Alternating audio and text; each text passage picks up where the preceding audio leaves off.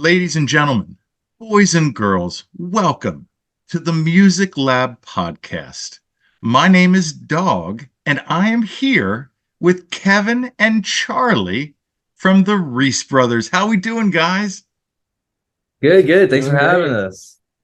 They are in Florida. I am not in Florida, but as you can see in my background, I am wishing that I was in Florida. But as you stated earlier, the whole country has kind of been dealing with nasty weather recently. So it's good you're not on Right. tour right now.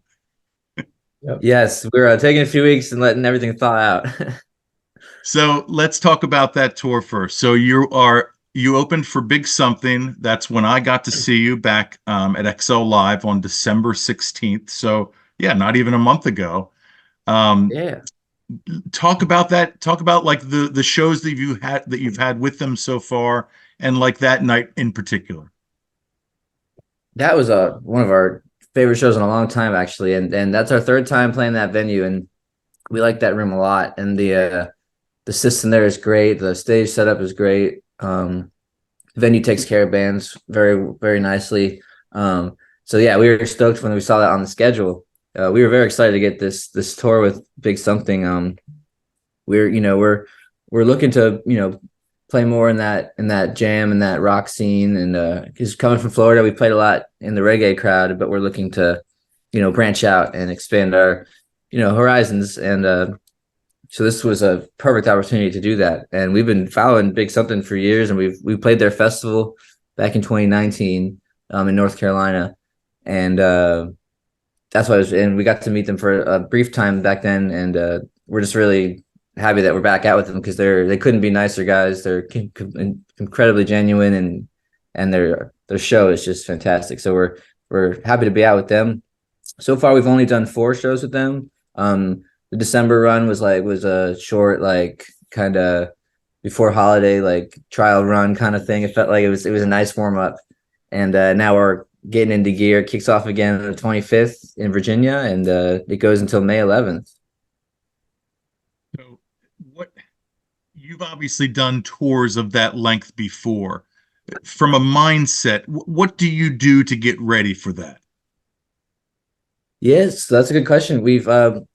This will actually be the longest we've done. But we've been on the road a couple months at a time, and the number one thing is just keeping your body healthy. Like, that's like the biggest thing we've learned.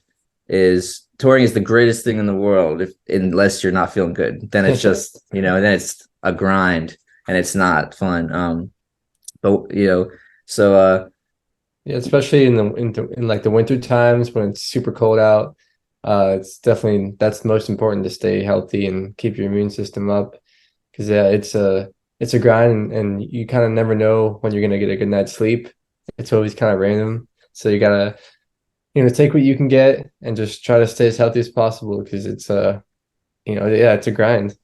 and yeah, it's all things we learned the hard way over the years. And, like, especially, like, because you want to have a few drinks after a great show, but but you can't do that every single night, because because then it turns into too many, and then you got to play the next day. And then, like, we've learned that one the hard way. And but yeah, we just try to eat right, and just to take care of ourselves out there, and when we're off the road too. Because you got to train like an athlete would, in a way. Because it's our duty to the audience as well, to be at our best, so we can put on the best show possible. So that's something we take seriously. And because that's what you learn over the years. Like, it's easy to be self-absorbed as a musician, and be have blinders on, just working on your craft. But then you realize people are they're spending money to get a babysitter. They're coming out to see a great night of music, and it's like, if you're a part of that, you have to be at your absolute best. So they go home feeling like it was money well spent, and they had a great time, and that's the goal. So yeah, that's the biggest thing. Is and Just keeping the mental up, keeping the physical up, and because it's where we want to be. And like I said, we owe it to the crowd to put on a great show. Are you guys good sleepers, and are you morning people normally, or are you like late night owls? Because as a musician, obviously, you have to kind of be a late night owl, right? Yes. Oh, and we definitely are. So Yeah. it worked out well that we're not morning people. Um, this is morning for us right now. Yeah. um, and it's funny because like whenever our manager David wants to schedule something, I'll always say, let's do it in the morning, like 11:30. Yeah. That worked. And he's been up since six, Good. working, but yeah. Yeah. So At the crack of noon. it's cracking noon, yeah.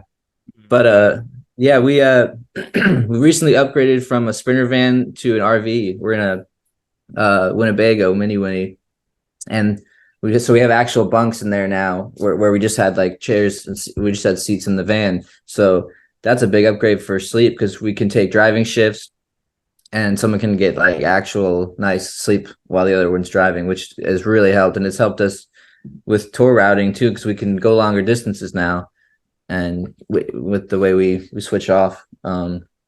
So yeah, sleep is very, very important on the road, and it's not always the easiest to come by because if you because it's obviously it's late nights, but then sometimes you do have to get up for travel. Those are the early mornings are always like travel, but like I said, we take shifts and make sure everyone gets adequate rest when we can. It's basically the three of you that are the touring band, correct? Yeah, so it's Kevin and me, and then we recently brought out our friend Jeremy. He out of Jacksonville, and he plays guitar, keyboard, saxophone. We've got our tour manager Stephanie, who also handles all the merch. So we're a four-person crew right now, and our manager David comes out from time to time, and but yeah, still even with the full house, it's still only five, and most bands have more than five. I feel like Oh yeah. members, so it's still a tight group we've got. But I think we've worked many years to assemble the right team, and we're really happy with who we have coming out with us these days. So for anyone who has never heard of you, or who's never listened to anything that you've done, how would you describe your music to them? Because if you remember our conversation, you remember what I told you, what I kind of thought your sound was. So I'd be interested to tell it to hear our audience. So let them know what you sound like, or what you feel like you sound like, and Yeah, you can both do it. I'd say we play under the umbrella of rock and roll, like, and in the spirit of rock and roll. But our influences are rock, blues, reggae, and jam music.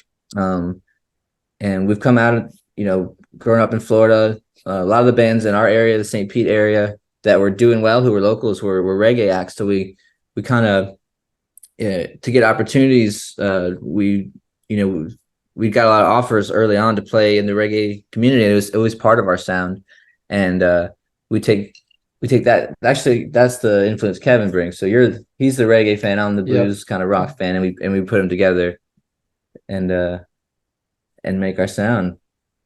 Yeah, there's definitely you can take influences from any genre of music, whether it's, the style of the certain musicians and what they bring to the music.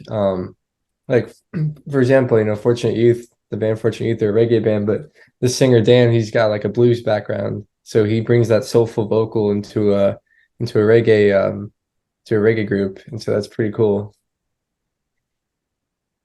Yeah. So let's talk about the beginning. Like, how did when did you guys first? Because obviously you play drums, you play guitar. Then like you said, you add your third member, but when you started out, it's just the two of you. So talk about like the history of the band, and like you hear a lot about brothers getting together and playing in bands. Obviously famous brothers throughout, but like what made it that this was the career you guys wanted to do?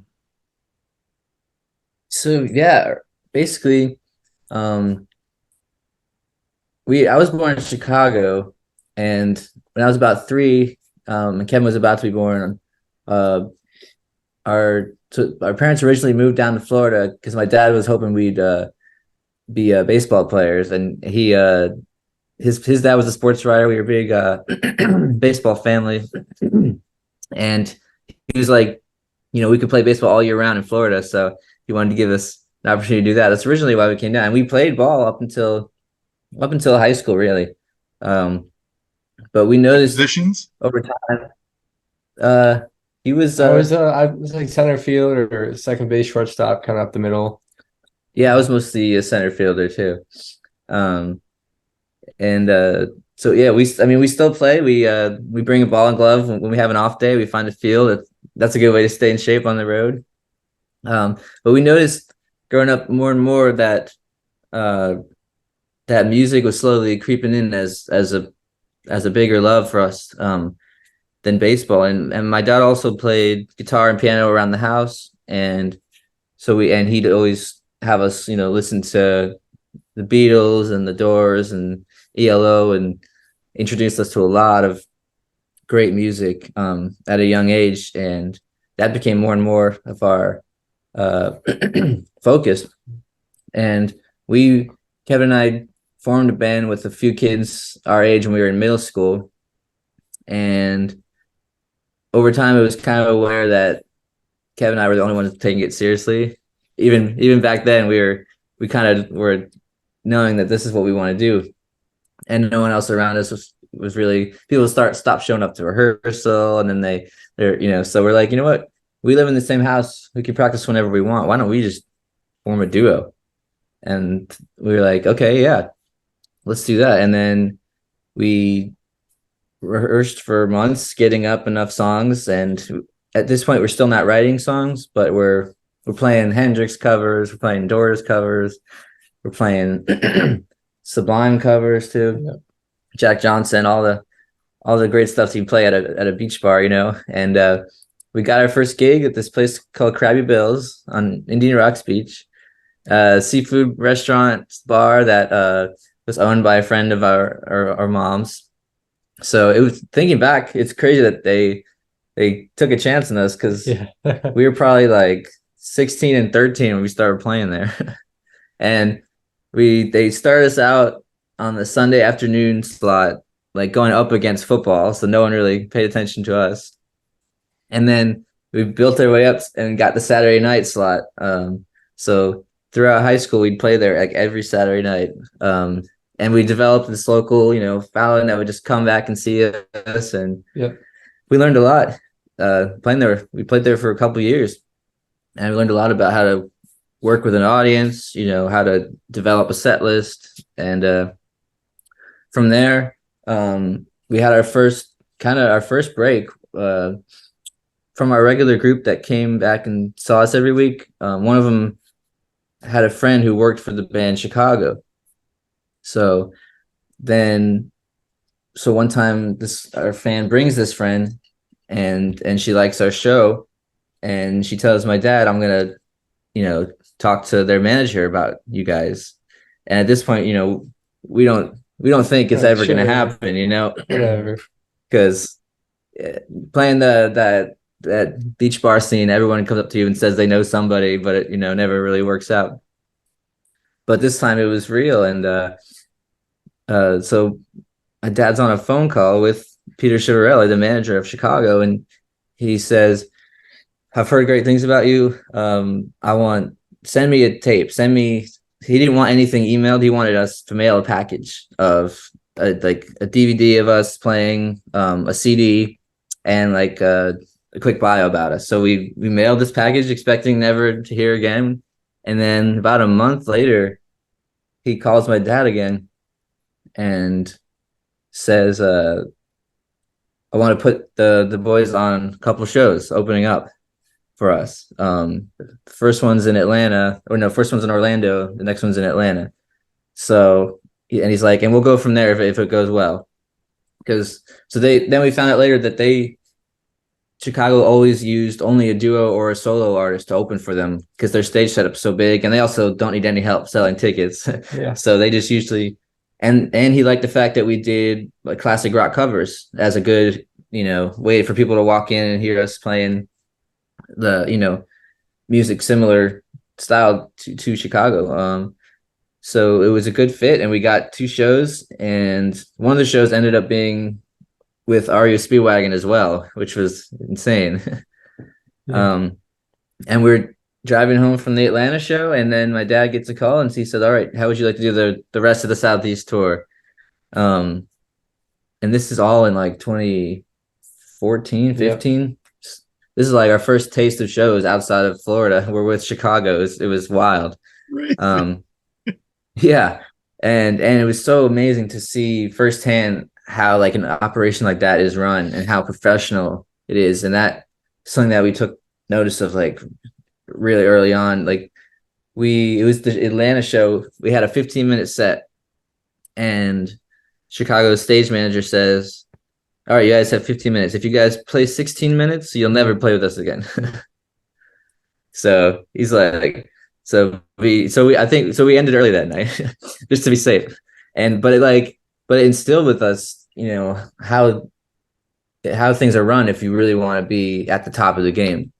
So and we took that with us everywhere, because we've been mostly in opening act the last 5 years for different people, G Love, for Iration, and now Big Something. And so when you know, that's one thing we take seriously when we get a schedule. Like we're on that schedule. We're not going to go over because that we know that affects the band after us. So that was really wild to get that level of experience so early on. And then we got to the next year. So for 2 years, we were the house opener for them when they came through the Southeast. So we did. So that was just awesome. And then after that, we came back home and we basically figured we need to start writing songs. We need to start figuring out, because we were mostly cover band at that point still. We need to figure out who we are and what we want to be for our, going forward as the Reese Brothers, what we're going to sound like.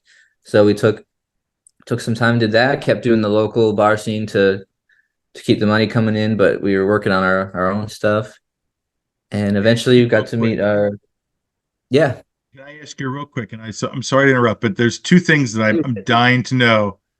So, how much did Krabby Bills pay you guys when you started out, and then when you finished playing there? It didn't change. Yeah, I think it was like 200 It was for 200 4 bucks hours. for 4 hours. Yeah. Okay. And then my At second question. Oh, God. Yep. at that age in high school, that wasn't bad at all. And And we got pretty good tips too. So it was and one free meal. yeah. Yeah. I was doing it for the free meal. Yeah.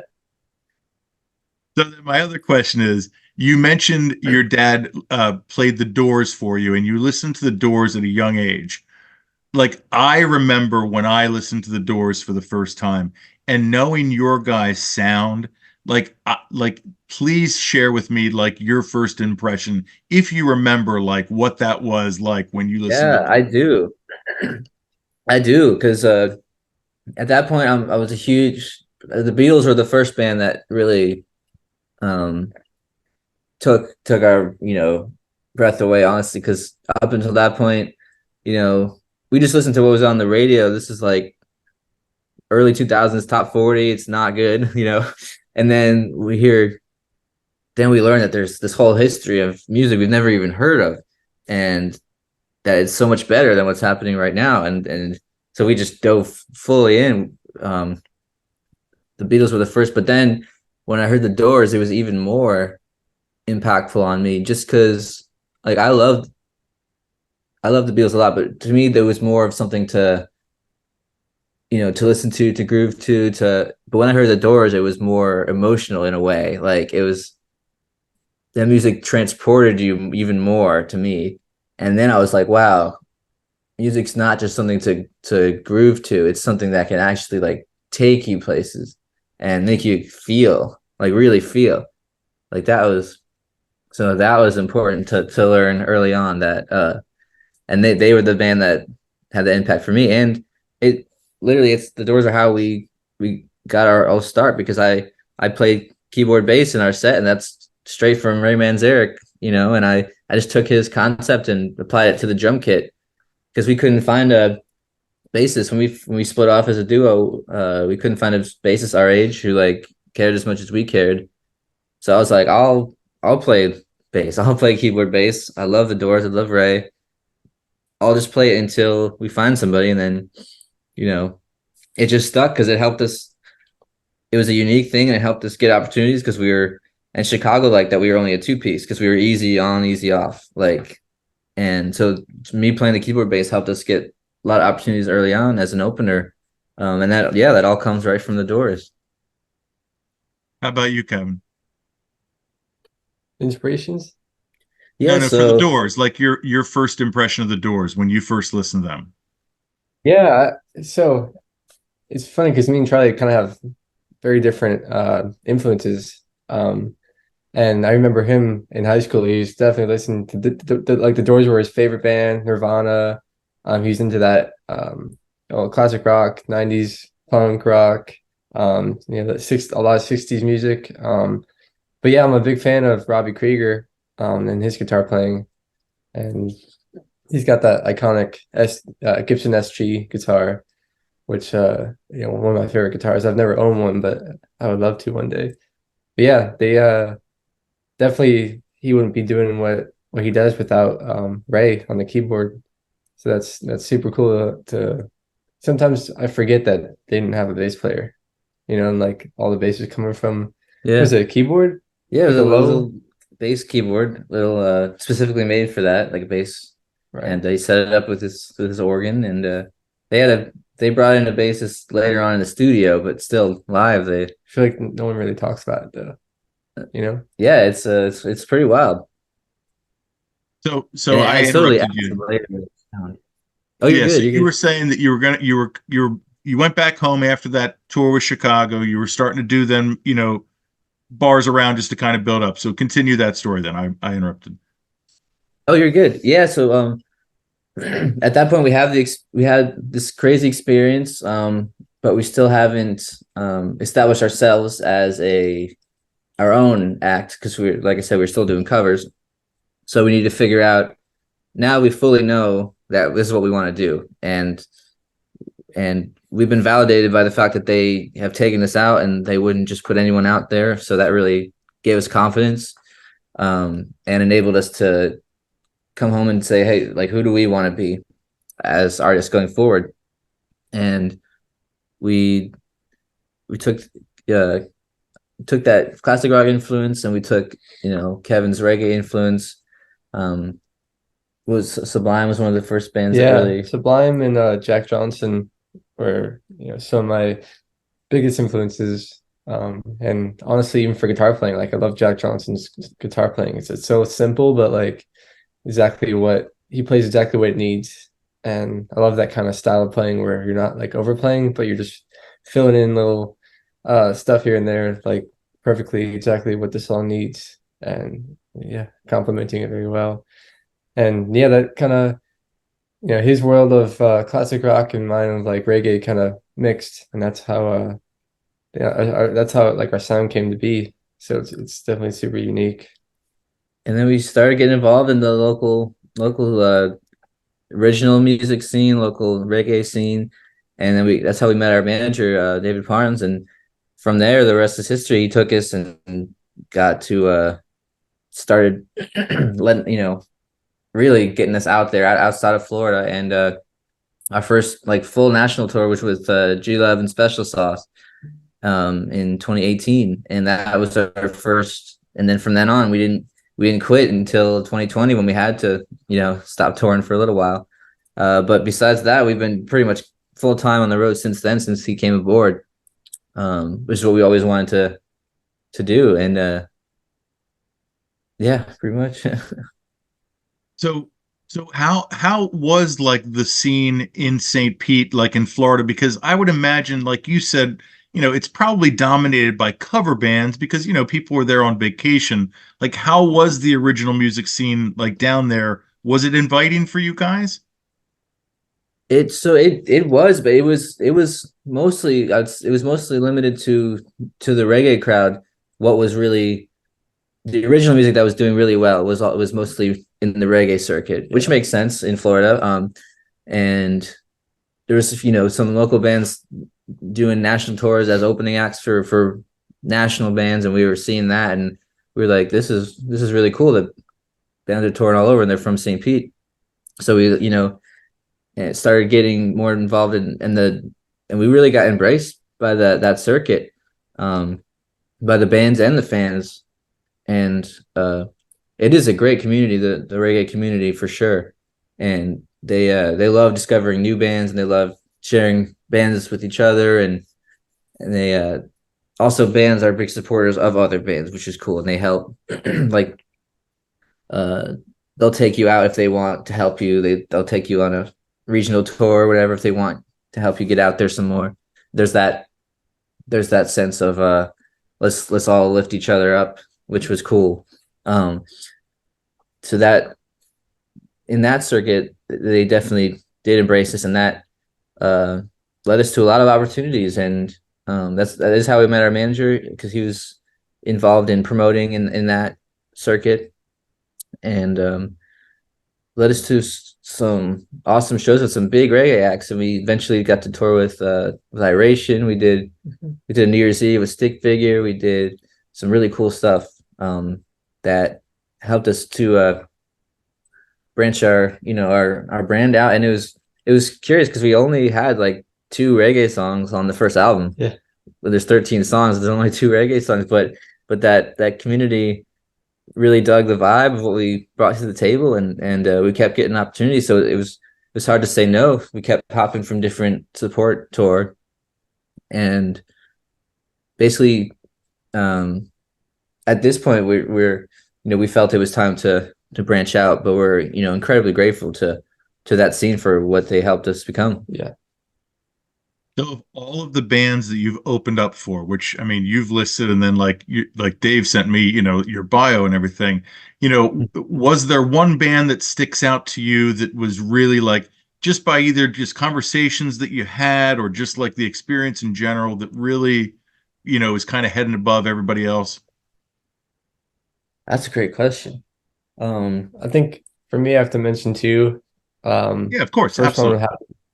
have to be Stick Figure. Um, Only because like that band has meant so much to me, like getting into the reggae scene, and like that's how we met our manager David. I posted a family and I posted a song in one of it's called Stick Figure Family, their Facebook page, their fan group on Facebook. And David saw it, and before we even met each other, and he's like, "Hey, send me some more music. Let's talk." So like just through that band, that's how we met David, and then we got to open for Stick Figure on New Year's Eve 2018, and that is kind of like the culmination of everything that we've worked for. And we got to do two shows. We got to do Janice Live in St. Pete the 29th, and then we did the 31st New Year's Eve in Orlando, and that was like so amazing. That's all I can say about that. And then the second one, I have to say 311, because we got to do two of their cruises. That was just like some of the best times we've ever had. Also got to open for them at House of Blues Orlando a couple of days before the cruise started. That was just like, they're so good live. One of my favorite live bands. And yeah, just a big inspiration for us for sure, because they blend that reggae and like hard rock too. So that's something we're inspired by. And I'd say, yeah, I mean those absolutely. And I also I'd add G Love in there, because we got to do three tours with G Love. The first was with G Love and Special Sauce. We were opening, and then the next two was G Love acoustic. So we'd play our set, and then he'd play acoustic, and then we'd become his backing band for the encore. So we did like a 30-minute set each night. It was just three of us on stage playing all his hits, and that was just really awesome. Because we grew up listening to that stuff, Jack Johnson and G Love, and so it was pretty wild to get to share a stage with him and just get to talk to him every night. And he was always offering advice, and we saw how hard he worked like every single night. And like we'd see him play past curfew all the time, play past because he just didn't want to get off the stage, and that was just really inspiring.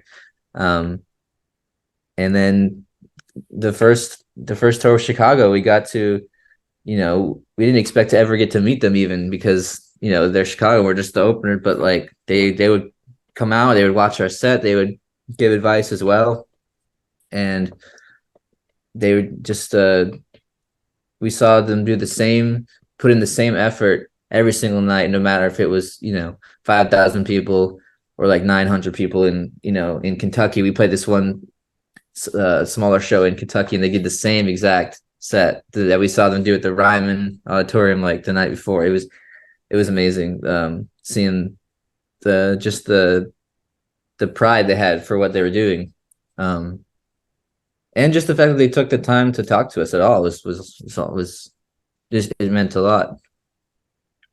So that's a good segue. I would love to know of all the venues that you've played and all the bars and is there a venue that sticks out that you just like from a sound perspective, from a crowd perspective? Like, what do you got? Kevin, go ahead.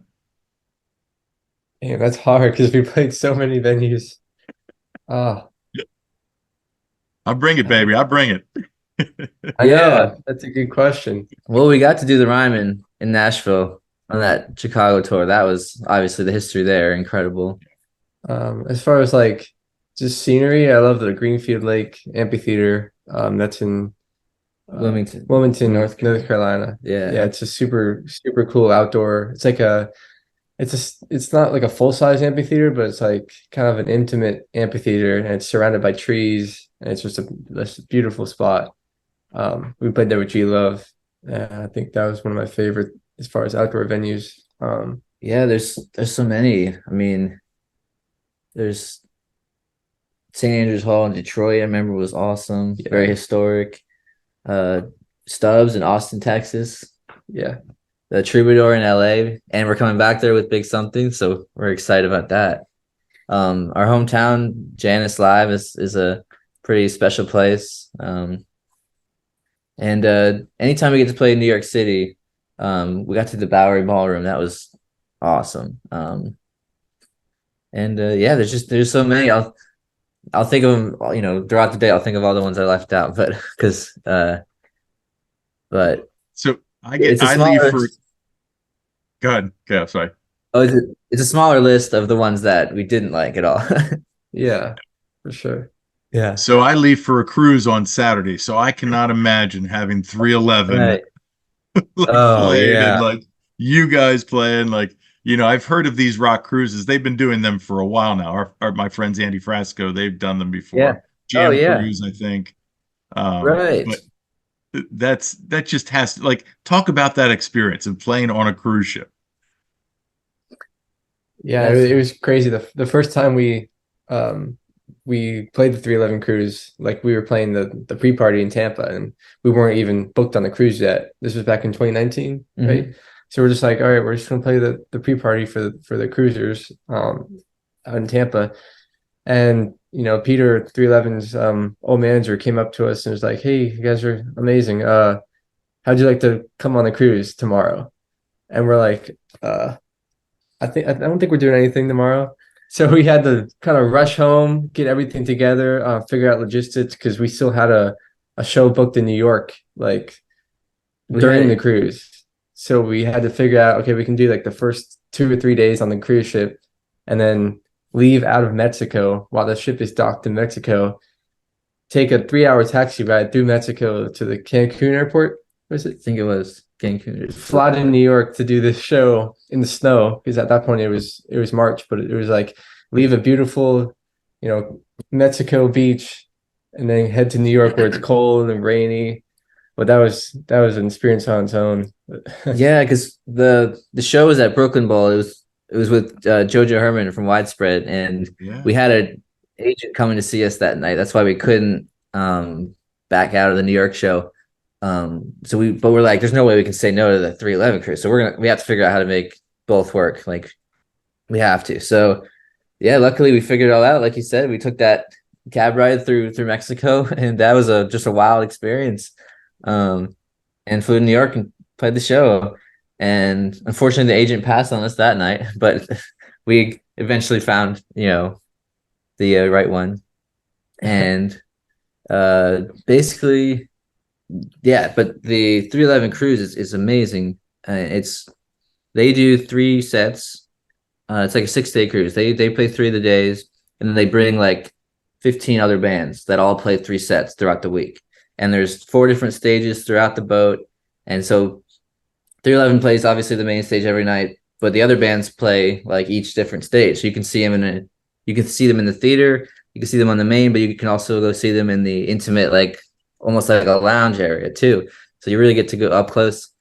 And the whole week, all the bands are just walking around. We're all hanging out, and so you run into people at the pool, at the bar, everywhere, and in line at the buffet. So you know, just get to talk to some of your favorite bands just in line. It's pretty wild. And so then we got to do it this year. Yeah, no, 2023 we did it. We did it, and we were this time we were invited before it left. So like this time we were officially on the lineup. So that was awesome. And no one has to drive, so everyone's just like drinking for 3 days straight. Just 6 days straight. Yeah. Yeah. Because it's like all food is included, but you have to get a package for the alcohol separately. So people put it to use. They're like, I paid for this. I'm getting every penny I can out of this. Yeah. So I mean, yeah, 311 was obviously the only band that's not out when they're not playing. They're not out mingling, because like everyone would come up asking them for pictures. And they do a big meet and greet where everyone's guaranteed to get a picture with the band. So like the line is like 4+ hours long of just people getting pictures and stuff. But all the other bands would hang out, and so that's one of the coolest parts. If you're fans of all the other bands, like you'll be able to hang out with them and talk, and like because they're always hanging by the pool or like you said, at the buffet. And there's always collaborations. And like G Love came up during our set, and Kevin went up during his, Kevin up during Ayatera's set. Like bands jump all over with each other. Because when we try to do collaborations at festivals, it's like we don't get into like if we're playing Saturday, we want to have a feature. Like they're usually like, oh, we don't come in till Sunday. Sorry, we're gonna miss your set. But on the boat, there's no excuses because you're all in the same area, so it's definitely easier to collaborate and jump on other people's sets, which is definitely pretty cool. I'm glad you said that, because that is one wish that I have that more bands would do, and especially during festivals, because you're right, it is like pickings for like that to happen, but too often you don't see bands collaborate. Like, do you think that that's just an ego thing, or do you think that's just what do you think that is? Yeah, that's definitely ego, but and it could be logistics. Like if you're flying into a festival in your band and you're like just exhausted, sometimes you don't feel like jumping up. But like for me and for us, like I don't care. Like I love to jam with other people, so I'll make sure that happens if they ask us to jump up, because that's where the magic happens. Like I love when you don't actually like schedule something. It's just all loose, and the music that comes out of that is like super cool, because it's just back to the basics of just jamming and having fun, and you're not thinking about a structure of a song or something. That's the coolest part. I think you're onto something with the ego thing. And it's like there's two ways bands look at it. They don't want someone coming overshining them, but also they don't want to put someone up who they think's below them. It's like that comes into play, but like it only lifts up everybody. And because that's another thing that bands forget. It's about the crowd. Like the crowd wants to see it, like don't worry about making it's all in your head. If this looks bad, have certain people out, or if they're going to overshine me, like that's all in your head. You want people to leave saying, man, that was a great show. Do you see who sat in? Like, that was so cool. Like, they're not going to say, oh, he overshadowed him. He did this. They're not going to see it that way. They're going to just say that what an awesome experience to see two artists I like together. Like, so we try to do it anytime we can. Like, we're always inviting people.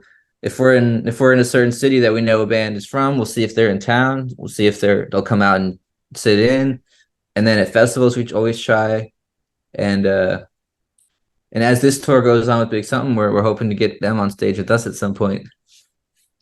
Yeah, just promise me whatever you got, however successful you guys get in your music career, don't ever lose that, because it is. I think you're right. The crowd just absolutely eats that up. Like, perfect example, like when Trey came out for Goose's set at Radio City Music Hall. Like, Right. People went nuts, like because Yeah, it's Trey, exactly. like Especially when it's so. not announced and it's just a surprise. Correct. It's so cool. Yes. Yeah. Yes. It breaks the internet, man. Like it's not a bad Yeah, thing. Yeah. exactly. And they could have been thinking, well, I mean, it's hard to not have Trey out, but like, would have if they would have thought, oh, he's gonna overstage us, he's gonna Nick, and then people are only gonna be talking about him and not us after the show. I mean, without Trey, there's probably maybe no Goose.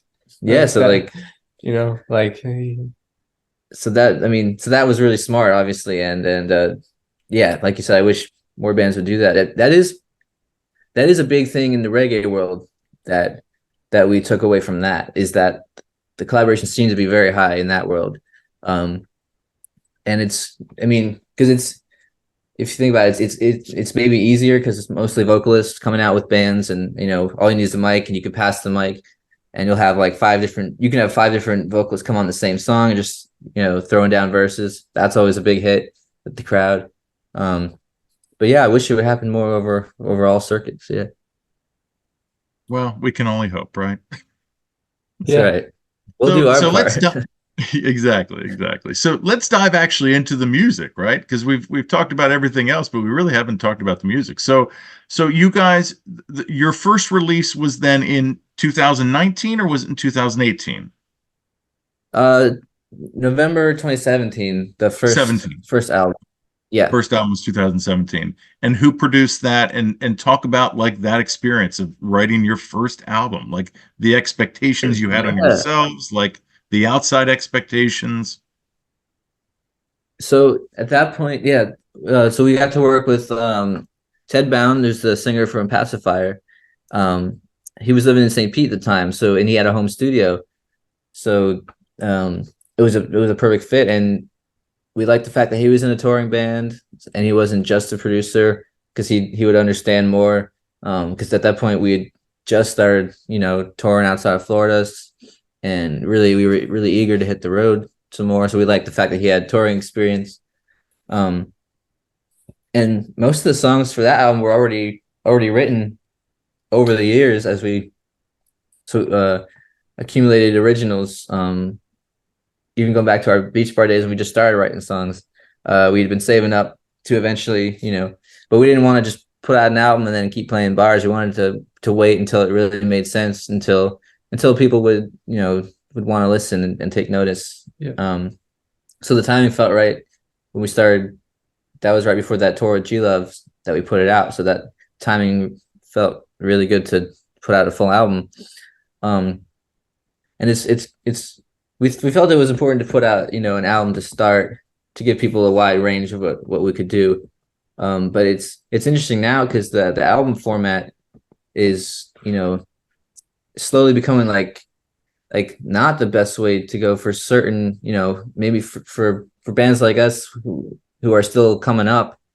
It does us more good to put out more frequent releases, but have them be singles or EPs, to keep the just to keep people, because attention spans are low. It's If you're an upcoming band, it's hard to do an album every 3 years and make people wait in between. But like, so right now we're working on a lot of different songs, but it's kind of a debate we're having. Like, do we put them out as singles? Do we do EPs? I think we won't put out another full length album for a couple years because I think we want to keep building up the base, and the timing will feel right again, like when we had the first one. So in the meantime, it's going to be EPs, it's going to be singles. So we're going to be putting out a lot of music, but it'll be more frequent, which I do like that.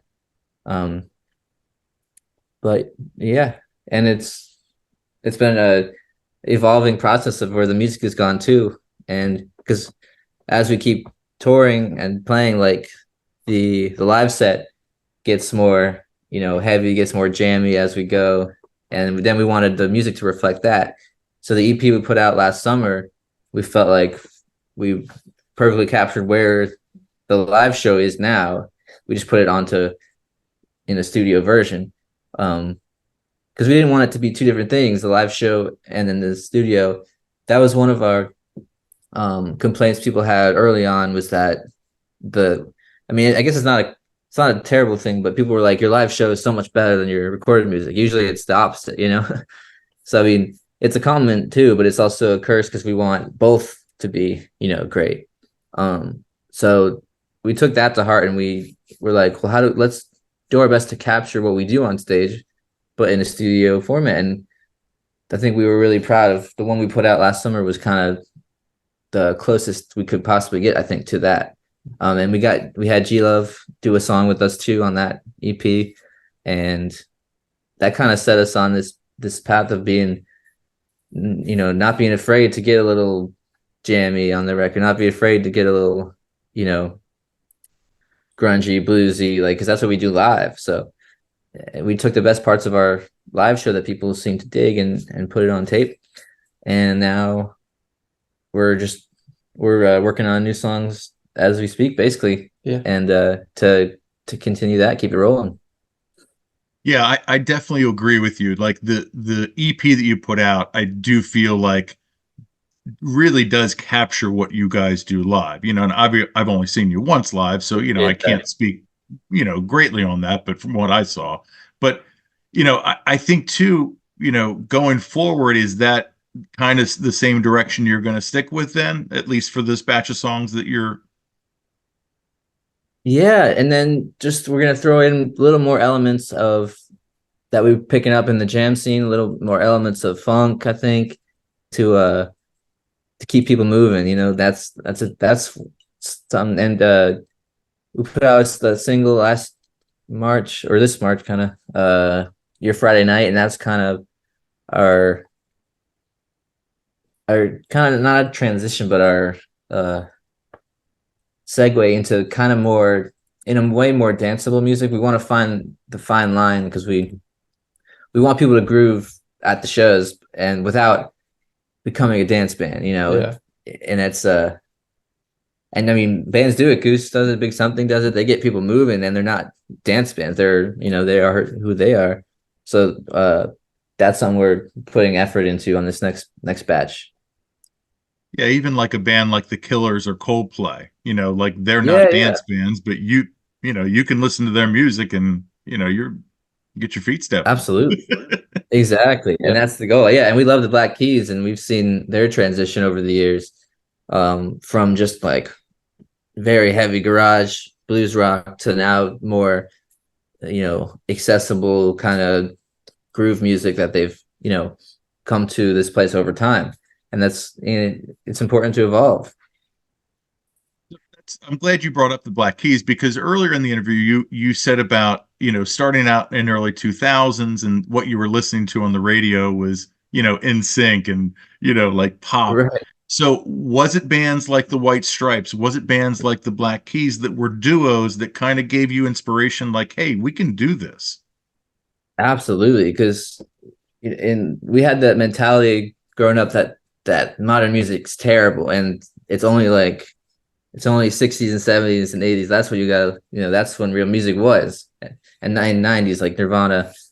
And then we were like, but then when the Black Keys came out, like first time I heard of them was like 2011. It was the El Camino album. I think it was Lonely Boy. And I was like, wow, this music's being made right now. I'm like, this is awesome.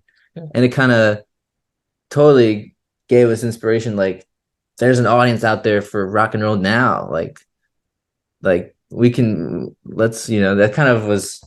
And then I mean I think one year, yeah, Jack White's solo album, the first solo album, had just come out too, and we did love the White Stripes, and so that mixed with the Black Keys coming out, and then we dove into the Black Keys catalogs. We hadn't even heard of them until then, and that just, yeah, totally, and especially them being duos, Yeah. was really awesome to see, and super inspiring. Yeah, I mean, and it is like the early 2000s, really, when you look back, like so many great bands like Arcade Fire were just starting out, Wilco, like so Yeah, many good bands that, are still like relevant today. So the Strokes yeah, even, exactly. like Right. So talk 100%. about Gary. So you got to work with Gary Clark Jr. Gary Clark Jr. is severely underrated as a musician in like this country. I don't know why. Like you listen to his music and I Oh, definitely got some 100%. influences when with his producer, right? You're the drummer. Is that who produced? So we Talk still about haven't that worked with experience. Gary. Yeah. We haven't worked with Gary himself. That's a huge goal, but we worked with his longtime touring drummer, Johnny Radelat. He was there from the beginning. And they recently just changed band members. So he just stepped down, but he was there, for the entire come up and all the years in the road. And then we worked with Gary's engineer, as well, who was the touring engineer as well.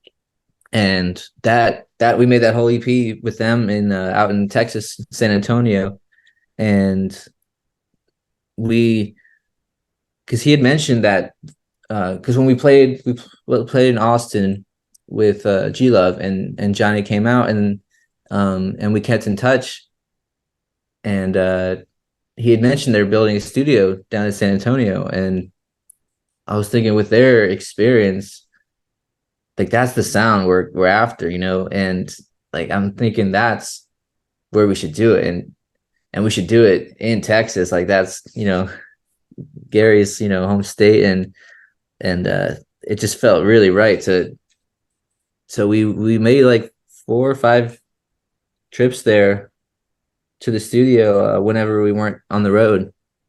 Mm. And we worked over a period of a few months to get that EP ready.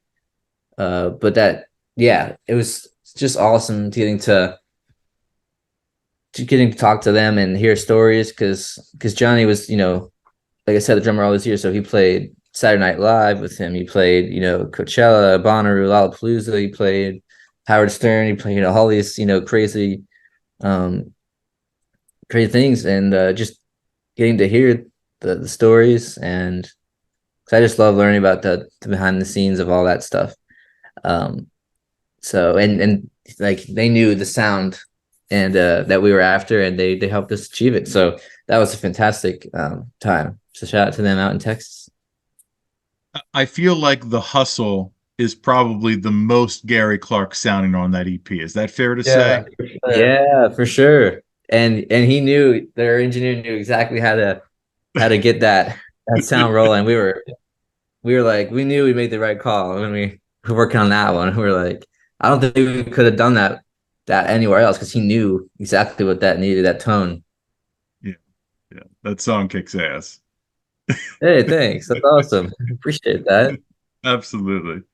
So, guys, this has been fantastic. I really, really appreciate you guys doing this interview. Best Absolutely. of luck. Best of luck for this big something tour. Thank you Anything so much. else then to let us know about, like after the big something tour? Anything plans? Like, what do we got going on then, other than releasing Yes, singles? the tour runs January through May. It's hitting pretty much every major city. So we got all the dates on reesbrothers.com. We'd love to see you out at the show. Um, and so right now we're working on summer plans and working on plans to release the music. We don't have anything specific date wise yet, but working and you can follow us on the socials, Yep. all those. Yep. All the socials, Reese Brothers, RIES. All our tour dates are on our website, reesbrothers.com. Yeah, you can join our Facebook fan group. It's Reese Brothers Fan Club on Facebook, where we post stuff before we do on other social media. So you can be a part of that community. And yeah, we'll catch us in the city near you. Yeah, we'd love to see you. Hashtag respect, right? That's right. You got it. Who came up with that? I love that. It's genius. I think I did, yeah. Because for a long time we've been talking about our goal is to throw our own festival someday. So we were thinking, and I was like, what if it was called like Respect Fest? And then we put our own twist on it. And also it helped because when we first started out, people couldn't pronounce our name. They'd say Rise or Ries, and the respect like really helps people, initially. Except for one Although guy. we did have one guy at a merch table one night. He's like, "Oh, cool, Rise Spect. I like that." Like, what does that mean? But besides that one guy, everybody likes it. So, so I got to ask you one more question then. So, Yeah, yeah. tell me about an experience, either funny or like what pissed you off, either with a venue or like a venue owner or like some sort of management story, because I'm sure you have one with all the touring you guys have done. Oh yeah, we had one of our literally the day before Harrisburg, we had a story. um in uh in Baltimore. It was actually our first time playing in Baltimore. For some reason, all the tours we've gone on have had bypassed. So this is our first time playing in the city. And those are some tight streets getting the RV in. So and they're all like one way. So there was a certain point. I'm taking this like tiny one way turn to another one way, and there's all these parked cars on both sides of the street. And there was a certain point I'm like, wow, we are actually gonna get stuck here. Like we're gonna be in the paper because like there's gonna be laughing at this Florida RV stuck in Baltimore.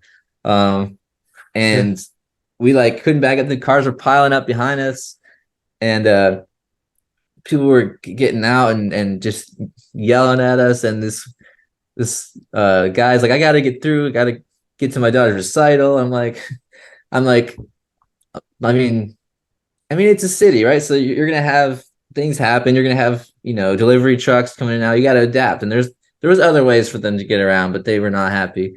But we were stuck for a little bit until just by chance someone came out who owned one of the cars that was kind of in our way on the street, parked in the street, and he asked if we needed him to move. We're like, yes, please. And then he got up. But there was a moment there. I'm like, yeah, we're gonna make the newspaper here in Baltimore, and it's the first night of tour. Yeah. And so that was like, but I'm like, hey, let's get it all out of the way night one.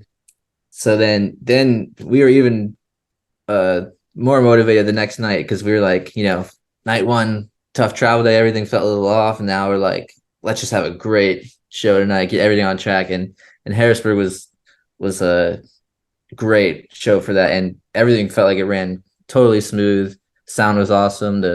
Like I said, we love that venue. The crowd was awesome, and that really set everything up on a good note for the whole rest of the tour. So shout out to Harrisburg.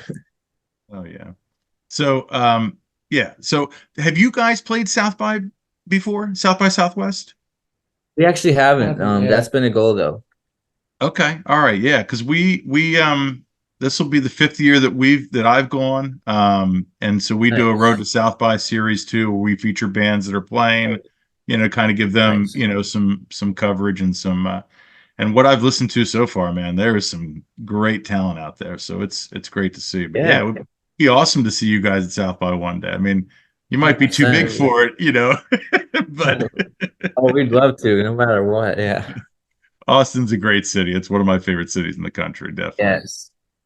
Same.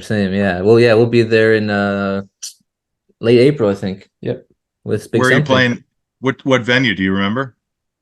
I think it's called Parish. Oh yeah, yep, Um, yep. yeah, that's it. It's That's a Parish. cool spot, definitely. Yeah, you'll enjoy your time there then. Hopefully you get like a day off in between that you can spend some time there and it's not just in and I out. know. That's the thing. Yeah. We always cherish those days off in cool cities, it's just Exactly. it's nothing like it. It's awesome. Yeah. Well, again, thank you guys so much for doing this. Best of luck on the tour Absolutely. with Big Something. Thank you so much. Yeah, much love. And yeah, we'll hopefully down the road we'll do this again and hopefully I can see you guys live again. That'd be Definitely. awesome. We appreciate you having us. Absolutely. Guys, as always, I've been Dogg. They've been the Reese brothers. This is the Music Lab podcast.